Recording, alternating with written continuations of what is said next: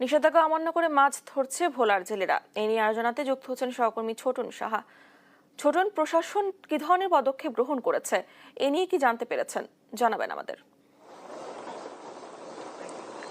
না, ধন্যবাদ আপনাকে। গত 4 অক্টোবর থেকে কিন্তু এই নিষেধাজ্ঞাটি শুরু হয়েছে এবং এটি আগামীকালকে 25 অক্টোবর রাত 12টা পর্যন্ত চলবে এবং এরপরেই কিন্তু এই নিষেধাজ্ঞা শেষ হয়ে যাবে। আমরা মৎস্য কর্মকর্তাদের সাথে কথা বলে যেমনটি জানতে পেরেছি যে জেলার 7 উপজেলায় কিন্তু 494টি অভিযান পরিচালিত হয়েছে এবং এর মধ্যে 118 জন জেলেকে কিন্তু কারাদণ্ড দেওয়া হয়েছে এবং আমরা এখন রয়েছি একটি অভিযান দলে। আজও অভিযান চলছে এবং এই অভিযান কিন্তু আগামীকালকে রাত 12টা পর্যন্ত চলবে। এরপরে কিন্তু ইলিশ ধরার যে নিষেধাজ্ঞা ছিল সেটি কিন্তু উঠে যাবে। আমরা একটু মৎস্য কর্মকর্তাকে একটু লাইভে যুক্ত করব, তার কাছে জানতে চাইবো আপনারা তো অভিযান পরিচালনা করছেন, তো আপনারা কতটুকু আশাবাদী ইলিশের উৎপাদন বৃদ্ধির ব্যাপারে?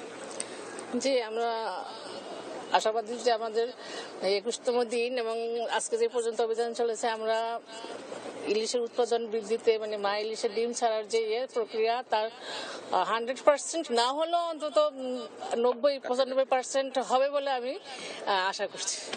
ধন্যবাদ। যেমনটি শুনছিলেন ডানা, আসলে ইলিশের যে উৎপাদন লক্ষ্যে যেই ইলিশের মা ইলিশ রক্ষায় যে অভিযান চলছে সেটি আসলে অভিযান সফল হলে ইলিশের যে উৎপাদন সেটি বৃদ্ধি পাবে, এমনটি কিন্তু মৎস্য বিভাগ আশাবাদী। এবং একই সাথে আমরা উপকূলের জেলেদের সাথেও কথা বলেছি। জেলেদের সাথে কথা বলে আমরা যেমনটি জেনেছি যে তারাও অপেক্ষায় ছিলেন যে কখন এই নিষেধাজ্ঞাটি শেষ হবে এবং কখন তারা নদীতে নেমে পড়বেন। এবং এখন যদি ক্যামেরার মাধ্যমে দেখাতে চাই যে আসলে এখন পর্যন্ত নদীতে কোনো জেলেদেরকে দেখা যাচ্ছে না, কিন্তু আগামীকালকে রাত 12টার পরে এই চিত্র আসলে থাকবে না। জেলেদের আগমনে এই মেঘনা কিন্তু হয়ে উঠবে উৎসব মুখর পরিবেশে। কিন্তু জেলেরা মাছ শিকারে যাবেন, এমনটি কিন্তু জেলেদের সাথে কথা বলেছি এবং তারা কাঙ্ক্ষিত যে ইলিশ সেটি যদি পান সেক্ষেত্রে তাদের যে বিগত দিনের সংকট ছিল সেটি তারা দূর করতে পারবেন।